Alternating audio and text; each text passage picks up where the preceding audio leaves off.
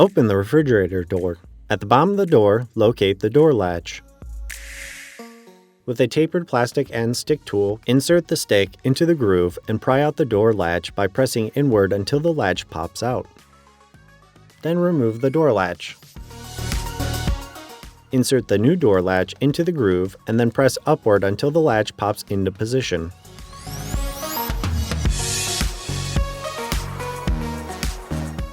Then test the door latch for proper functionality.